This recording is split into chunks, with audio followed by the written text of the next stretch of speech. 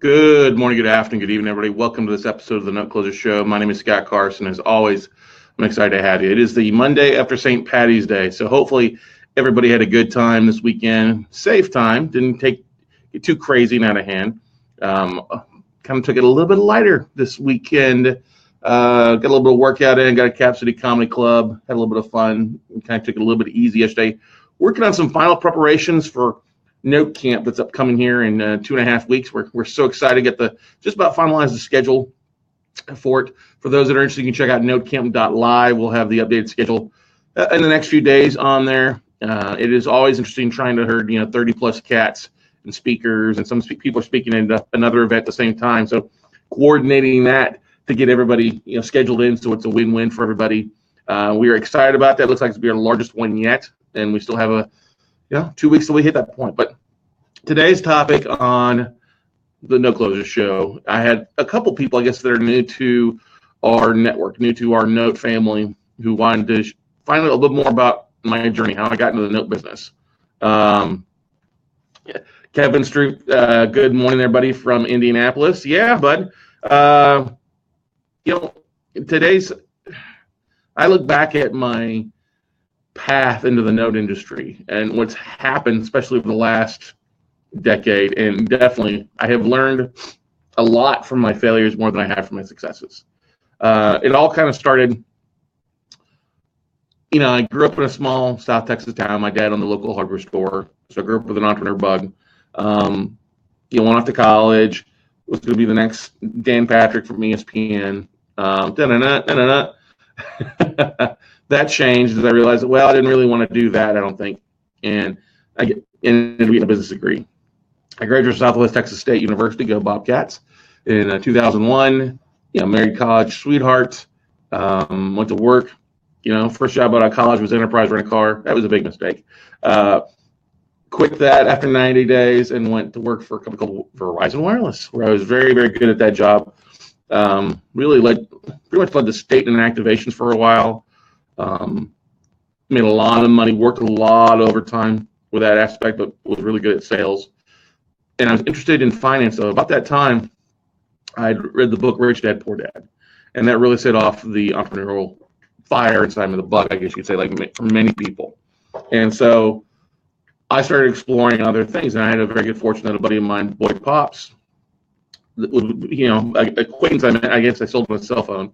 And we got to know each other pretty well. He was teaching, not really teaching stuff, but providing financial education or, helping people with their finances and insurance and investment, stuff like that. And I was very excited about that, to reading Rich Dad, Poor Dad. So we got all that stuff in for, figured out with him, and he offered to bring me aboard and work with him a little bit. And I was pretty stoked about that. So I started doing that in my spare time when I was working still at Verizon Wireless, and eventually left Verizon Wireless on my birthday, actually, and started working with him. And I absolutely sucked at it at first. I sucked at it horribly because I was going from working 50, 60 hours a week where I had to be there and clients getting me, to learning how to go market for my own clients at that point. I had to go out and talk to people, how to go out and prospect. And I wasn't so good at it to begin with. I got better at it, but after a while, I couldn't do it. And so I basically had to take a job, okay? I had to take a job for a while just to pay my bills, all right? And Brett Burke, thanks this morning, life-changing book, Rich Dad, Poor Dad. I still play cash flow board game. It totally is a life change. That's why I'm so excited when we got Sharon Lecter to speak here at Note Camp here in a couple of weeks. We're so excited to have her because she's co-authored the book. And when I got a chance to meet her a few years back, it was awesome. But anyway, I took a job at a high-tech company called Cirrus Logic here in town. I had a friend of my wife give me the job there, and it was making pretty decent money, close to $50,000 a year. But I hated the job. It was 6 months of hell.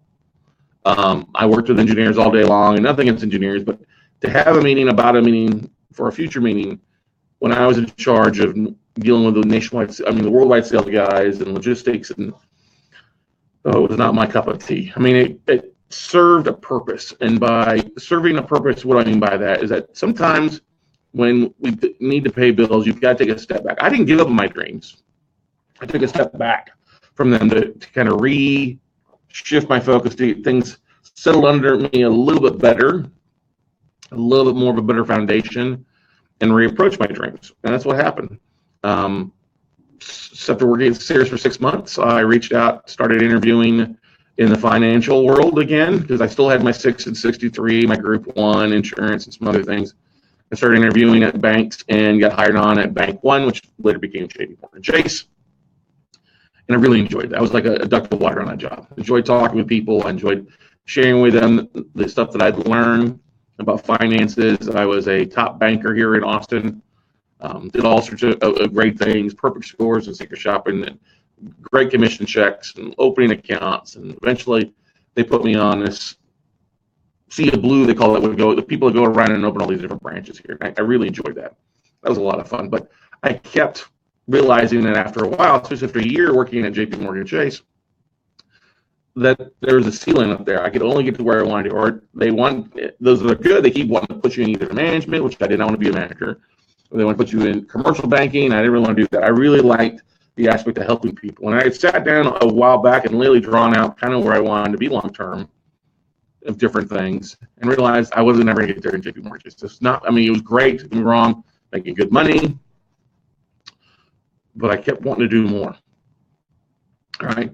And about the time prior to that, one of the things that really made it difficult for us was in the financial industry is when we bought our first home, and then had to turn that into our first rental when my wife took a different job down South Austin for living Austin. So we had our first home we were all excited about, then we turned it into our first rental.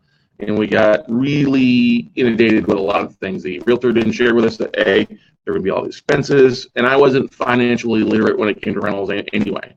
I mean, we hired a property manager, and I think the only person making money off that deal was the property manager, because we bounced around 2 houses while we were renting our house, and it was not a good time. We fell behind our mortgage, and so I was a deadbeat borrower at my most disparaging moments. I remember literally shaking out the cushions to put some money into the car to drive to work, so that we got paid that day, so that I could run, so then I could then pay for a full tank of gas. I've been there. It's not fun. When the mailman starts delivering certified checks to you about your mortgage being late and things like that. We had Countrywide Mortgages our first. And, I've been there. I've been in those shoes. It's not a fun thing to be in. But fortunately, when I started in banking, we got our feet together. We started making money, and it was a good thing. But still, had that itch. So an entrepreneurial itch. And so fortunate for me, my buddy Boyd and I are still friends. He'd become a mortgage banker at that time. He'd left working at Citibank or Smith Barney, and it was great. He came to me and said, "Hey man, I am a mortgage banker now, a mortgage broker. I hooked up a couple of real estate investors, and I'd really love to get you back on board, because we're getting 30, 40 approved mortgage applications every other weekend, and I just don't have the bandwidth." I was like, wow. So I remember going to lunch with him the end of May, around the first part of June, actually, and went to lunch with him and met with a couple people, Bob, Lee, and Andy, Jamie, Caleb, and these guys were real estate investors. They were also educators. They were teaching owner financing, wraparound mortgage, creative financing. And as I sat there at lunch, I was really amazed. I was like, wow, that's really cool. And I remember talking to Boyd a little more about it, and coming home and talking to my wife and realized that's really where I wanted to go. So we decided, hey, I'll chase it and go it. And I know I can always go back to banking if I need to. So that's what we did. I put my 2 weeks in, and 2 weeks later, I was on a plane to LAX and sitting in the back of the room and at a Ronald Grant event, listening to 1,000 plus investors there, learning real estate investing the right way. The subject to the owner financing, the options that Ron teaches, and then the creative financing and mortgages. And for basically 4 years, I had an apprenticeship with 2 very creative individuals, Bob and Jamie. And Jamie taught me a lot of great stuff, and she was an amazing woman, still is an amazing woman when it comes to financing. And Bob taught me a lot about marketing and speaking, and also about creative financing. So literally, I could sit there and pick their brains while I was working out on mortgage applications. And this was the heyday. This is now at this point, when I graduated college in 2001, this is basically about 2004 to 2008. I basically had to learn a lot of stuff. I made a lot of money in the mortgage business, but I learned a lot about what to do, what not to do, about marketing. And every time I went to an event, I always took as many notes as possible. And Laura, you're exactly right. What says your success is measured by how many failures you have. It is. I totally agree with that. And I remember sitting in the back of these rooms taking copious amounts of notes on different things, or going back home and talking to Bob and Jamie. And they had this shelf of books. And said, well, can I take this home for the weekend? And I check something out and go home and watch it. And I was all into tapes and CDs and DVDs. And then I started going out and knocking on doors and dropping the elevators off and driving for distressed houses. That was what I did. And I got so good at doing it on my own with other deals that Bob and Jamie started having me coaching some of their students. And I enjoyed that. We had some success. I was good at marketing because I understood it now, understood some of the cool things. Okay.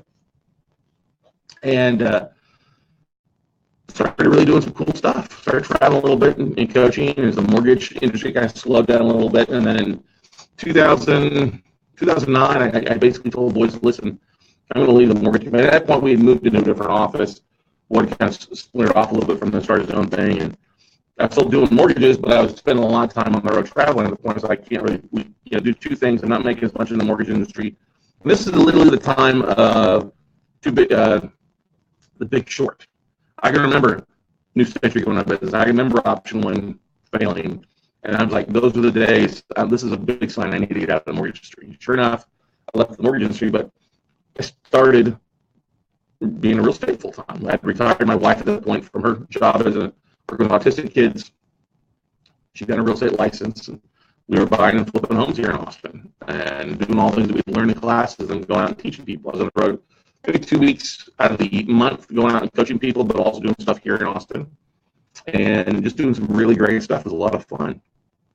And then the carousel stopped. We got divorced. She decided she didn't want to be married anymore, and that's fine. I'm better off for that failure, much better off for that failure.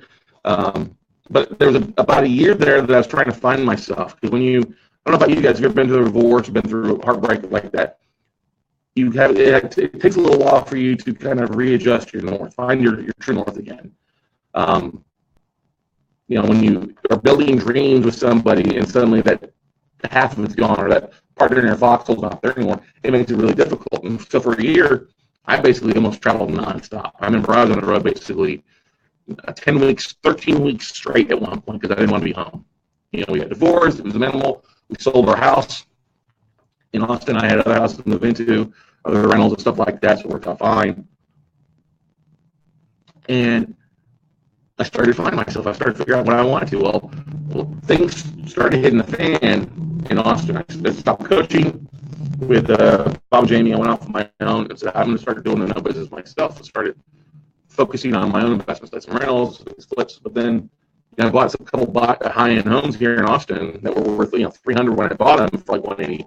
And over the next 9 months in 2010 to 2011, those properties just went south. I mean, this was 2009 to 2010. Just went south. And I realized, oh my God, this is not good. I literally got out of those two deals, signed the properties over to my investors, done those, and turned it back over to them, wrote a check to them, and walked away from it. And I remember calling, realizing that I need to focus on things. I was kind of all across board coaching and raising a little bit of capital for a fund in town, and I was doing some wholesale deals, a couple of rentals. I was literally the jack of all trades, like many real estate investors, and it finally caught up with me. I was spread so thin across the place that I wasn't seeing success in any of those. And I had to have a really big heart-to-heart talk with myself because I was watching my account dwindle down. And so I just got to focus on one thing. And I said the best thing for me to focus on is this huge opportunity we have right now with those. And so I literally just started calling dollar for dollar. If I would make a list, it was not the funnest thing. I would print off a list off of Lane Guide, and I would start dialing for dollars. Make 50 to 100 phone calls 2-3 days out of the week. And it was really eye-opening when you knock out 50 phone calls because you get some momentum going and you get rock and rolling and feeling really good about things. And you listen. And I remember getting several lists. One from Wells Fargo Financial, the neighborhood shop, and the asset manager was Steve. And I remember, like, what am I going to do with this list? I remember the overwhelming feeling of having 72 assets And the price on just seemed ridiculous, 1,000, 4,000, 5,000 for these houses. I'm like, what the hell? And I look back, I should have bought the whole damn tape. And I ended up buying like 8 or 9 because that's all I had in my capacity to be able to understand or to raise capital for. And so I started with the note stuff. Instead of taking it down for my own portfolio, I started flipping those assets, started wholesaling those assets. I bought an asset in Tampa, really got under contract, and bought it under contract for 6 and sold it for 10. I was like, ooh, okay. Now this I can do. So that was basically $4,000. All right. I did another thing for another asset, made $12,000. And then I did a third one, then I made $15,000 on. Another one I made $1,000 on. It was a little piece of crap. What I was getting at is I learned how to take with the list that I came in, and I started leveraging my database from all those real estate events I'd gone to, all the people I'd met. I always take their business cards and put it in a spreadsheet. It was one of the things I did always before going to bed. Business cards in, let's put them in my database. And this is before Evernote or anything. I'm literally typing into a spreadsheet. And the thing you got to keep in mind is I started marketing on a regular basis to things. I started marketing out to people, hey, here, I got some assets here in this area. And I would use Postlets. If you remember Postlets I think is still around. It's a free website that allows you to create like websites for your properties. And it was exciting. It was definitely exciting. And I had a business partner who was a realtor here. That went south. And I was basically on my own. I'm like, okay, I can handle this. And I'm like, Austin, I'm not seeing much stuff here in Austin. I had things in here, memories of being married and stuff like this. I just got to get out of town. So I literally decided I'm going to leave town. And honestly, it came to me one night while watching I don't remember what I was watching. It was before the start of baseball season. It was like March in 2011. And you remember the commercials of, 30 tickets, $5 for a hot dog, $6 for a beer, spending time with the kids at every baseball game, priceless, right? I was like, what if I were to do that? And I had been writing some blogs, but starting to market on Facebook and things like that. And I said, well, I'm a huge baseball fan. I would always love to go around and see all the ballparks. So I literally pulled up the schedule one night, and mapped out all the different cities and ballparks across the country. So, okay, if I were to start traveling at the kickoff of this Major League Baseball season, where would I go and just go from there? And I planned it all out over like 26, 27 weeks. Well, literally, it was just an idea. I've written it down. Literally, it's amazing. It's so amazing when you write something down, you think about something and write it down, you talk about it. Sometimes things happen that throw in divine intervention. Okay? I'm a big believer. That's exactly what happened with me. It is good Lord saw me like, man, this kid is hustling. Let's throw him a bone. And so sure enough, over the next literally the week and a half, I had 4 real estate investment clubs call me or email me, and they're like, listen, hey, we saw your blog on Note Investing is kind of, and we'd like to add it to our blog, our monthly newsletter. And we'd also like to see about having you come out and speak. I'm like, come out and speak. Okay. All right, sure. And, I put together a couple classes, some small note events, 12, 13, 20 people, 3 people, kind of teaching a little bit about the note business. And that was okay, but it wasn't exactly what I was like, all right. But sure enough, over the next few weeks, I had more people, more investment clubs reach out to me. I was like, you know what? I'm going to do this because I would look at those dates that they want to come speak, and then I'll go back to my baseball park journey, and those dates would fall in when I would be at those cities anyway. And I remember looking at oh my God, I'm like, okay, I need to do this. So literally went to my house, decided to sell everything. So over 2 weekends, I had a garage sale, so basically everything in my house except the dog. And me and Princess then jumped in our truck. Literally the 1st of April and drove to Dallas. And I was speaking at the Dallas club up there. I think Dennis Henson had me speak up there. I stayed with a friend. Went to my first ball game there at Arlington, and it proceeded from there. From there, I went to Houston, spoke there, stayed with friends.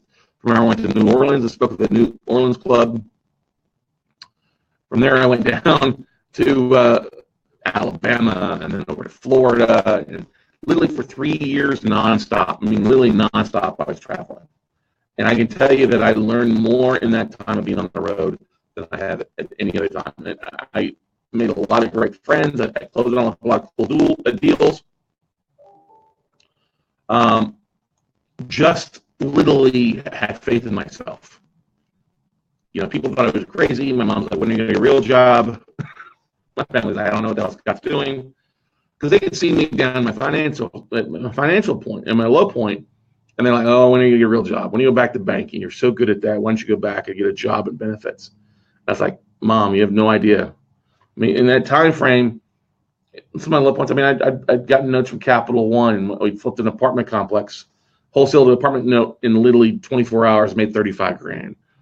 And then wholesaled another big tape that I made 50 grand on with my part. There was these deals I was starting to put together.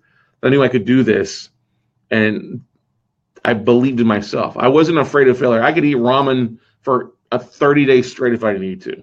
And there was a point where I was eating ramen and peanut butter sandwiches for almost 30 days straight during the tough times. Okay? And I look back at those times and realize, man, a lot of great things happened. I made a name for myself. And as I started traveling, I started teaching a little bit more. I started offering up a little bit more workshops, 3 days, 4 days. And then people came to me and said, would you mentor me? I'm like, okay, I'll start mentoring you. Sure. So I would go out and spend 3 days or 4 days with them one-on-one. And that was very intense. Most people couldn't handle Scott Carson for 4 days. They couldn't handle me coming in, helping them put their business in place, and then let's start calling banks. Let's start reaching out. And some people, I remember seeing one guy in Indiana. We were out there. He was in one room, supposed to be making phone calls, and I was in the other room. And I knocked out like 40 phone calls in 2 hours. I walked in his room, and he's snoring. Hadn't made one. Oh, I was pissed. He was pissed. Like, forget it. You're not going to make phone calls. I'm not going to make phone calls. We're done. I'll see you later. The thing you got to realize is not everybody's going to work as hard as you do, guys and gals. Nobody's going to take you serious. All right? You have to be serious about what you want to accomplish. Nobody else is going to at all believe in you until you believe in yourself. And I've had some really cool things happen. I had was out. I got asked to speak. Duncan Weirman had me speaking at his event in San Diego a couple years ago, and through there I met Sandy Shaner, and I was going to have a class out in San Diego, and Sandy was working for me, and she invited Greg Reed to speak at the event, asked me if I could have it. I was like, yes, and Greg's become a good friend and mentor, and then Greg had me out to his Secret Knock event, and I ended up being a sponsor for that, and meeting Les Brown and Sharon Lechter and Forbes Riley and Frank Shankowitz and all sorts of great things. And there have been some fun things along the way. Then I went out to Noteworthy for the first time and saw that, and then eventually was asked to speak there, and then tried to help Jack get that thing up and going. There was a period of time where we were basically providing half to 2/3 of the attendees in Noteworthy. And then we went up to start doing our own thing, one of the most telling events, I can tell you this, that I can remember that really helped me out is that Secret Knock every year. Greg has a thing called the Tub of Love. And Frank Shank was just starting his speaking career. And there's 5 of us that basically co-won the Tub of Love one year. We were going to finalize off who's going to do the hula hoop. I said, let's not do that. Let's just give it to Frank. Let's help Frank with his success and help him launch with that. And so literally over $100,000 worth of stuff, $10,000 in cash and all sorts of stuff. We literally, the 5 of us gave it to Frank to help him with his business. Help him with his speaking and go from there. And Frank's been a friend ever since then. And Greg has been such a great, phenomenal mentor and person I can reach out to that it has helped me out tremendously in a lot of things. And I look back at the last 10 years, and it has absolutely been an amazing ride. It's been amazing. We've helped a lot of people out. You look at some of the people that we've helped mentor and how they get to where they be. You look at some of the names that people are familiar with, the Robbie Woods, the Chase Thompson, the Kimberly Banks Fawcett's, Wayne Snells, Jay Tenenbaums, Adam Adams, Gail Greenberg. A lot of these people that are out doing amazing things, we have helped them get their name started because we mentored them. We showed them the ropes. We showed them how to do what they need to do. And it's always interesting how people react over time. We've always prided ourselves, and I said we because I had to give a big shout out to Stephanie. who became my assistant originally. And after I fired a couple, and she saw me struggling, and feel more to help out, because stuff's really helped kind of level out a lot of things over the last 5 years. So Stephanie, thank you so much. If you guys haven't had a chance to meet Stephanie, you're missing out, because she is phenomenal at what she does. Is kind of the glue that holds everything together here with my craziness and her coming back. Okay, we're going to focus on this. So that's probably one of the most important things. Steph joined me back 5 years ago, traveling and handling events and things like that, and really has been a star to help us really get things rock and roll. So big kudos to her, because you've got to have a good team in place. I found that out. Eventually, what I found is I was buying assets and I didn't have a team to help me support it because I was traveling so much. So I needed people to come on and help out and handle a lot of little things. And that was the most important, I guess you could say, hire that I made. And I would highly recommend it to you guys at the point where you get to 20, 30 notes or more. You're going to need to hire somebody, either part-time or full-time, depending on what you're doing, to really kind of help organize your documents and help you organize what's going on, and give you the freedom, give you a little bit of time back to your schedule so you can go out and do the important things. All right.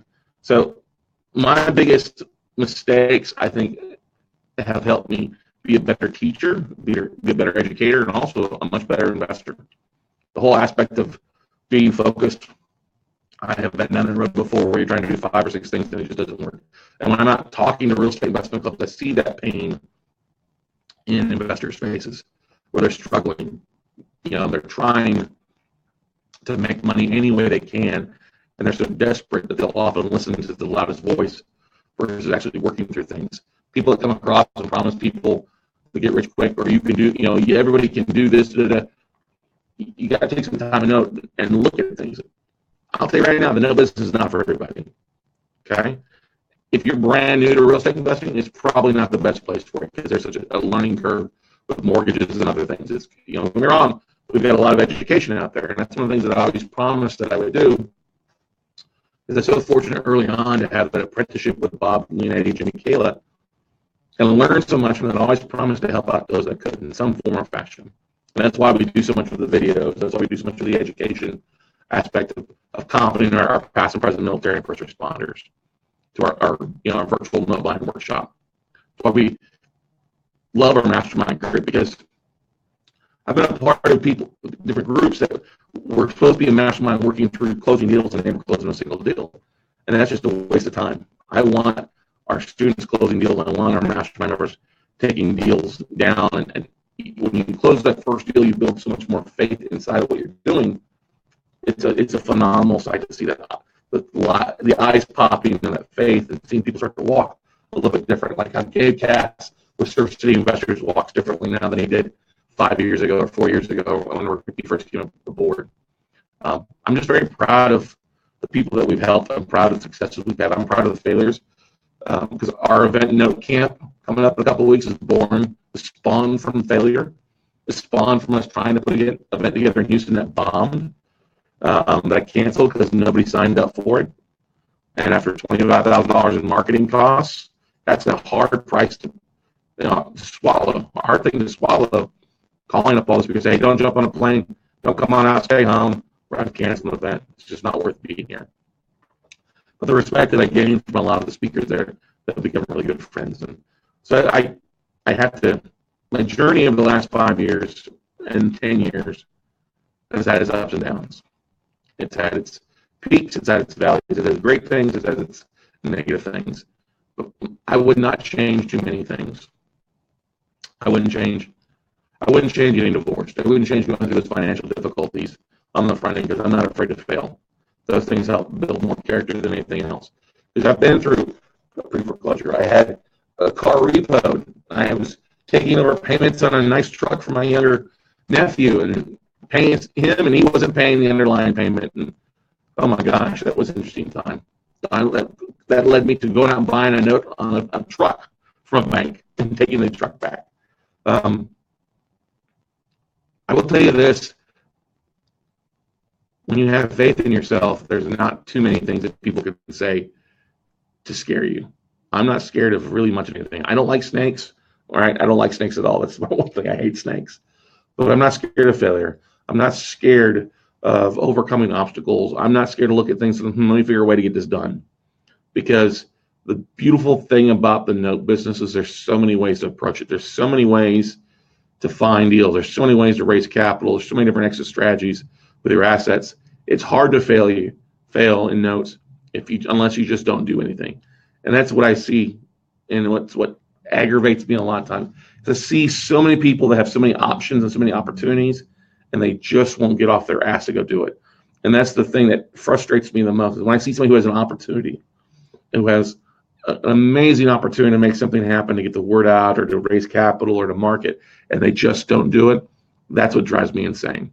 That's what makes me just so furious, especially when they have all the gifts and the tools and friends and family who want to support them, and they just don't get off their ass to do it.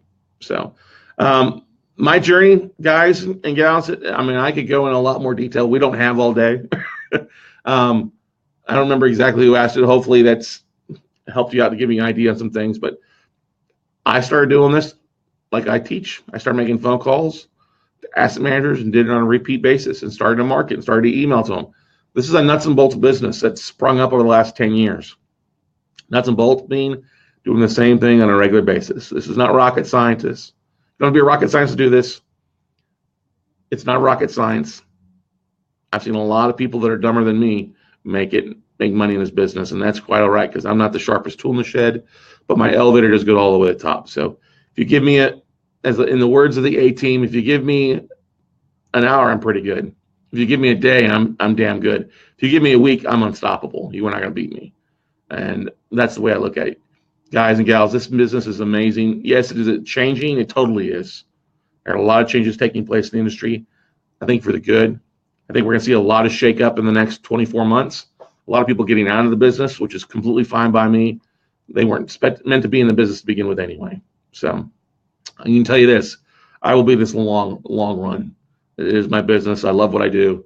I love how we help people, not only investors, but also our borrowers, and really help make America great one mortgage at a time again. So are there any other questions, comments from people out there watching us on Facebook Live? Those are listening on iTunes, Stitcher, and stuff like that. Thank you so much for listening. Thank you for sharing. I think we just went over 83,000 downloads as of this episode. Totally humbled that you guys listen to this, which is always really great as well. So Tarika asked, how's my fur baby? Actually, Princess is doing better. She's got a little bit more perk in her step. She's doing well. We're excited to see that she's doing better, which is always a good thing. So any other questions, comments, guys? You guys, anybody struggling with any hurdles in their business? Any ideas? Need some help on ideas how to overcome those things? You're welcome, Laura. I'm glad to share. I was in a situation, I remember literally the biggest thing is I just had this, literally one of the hardest times was I did not want to fail at one thing. I remember sitting there, I had these last two properties that I was upside down on. I had owed taxes on one, and the other one had a tenant in place, and the AC just blew up. And I'm like, oh my God, I don't have the $5,000 to fix the AC, because the home warranty company wasn't going to do it.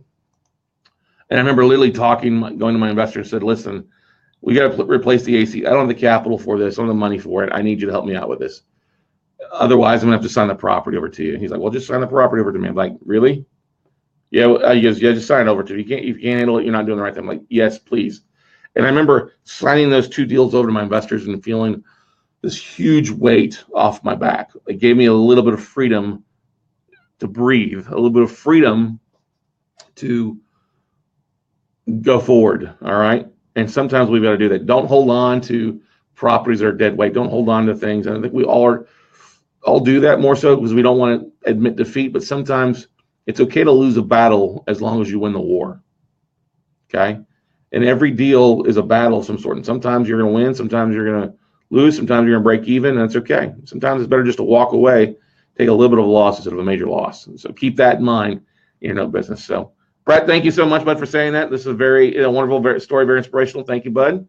Hey, I've had an interesting journey, and it's going to even be more interesting over the next 10 years. So go out, make something happen, guys, and look forward to seeing you all at the top. Have a great day.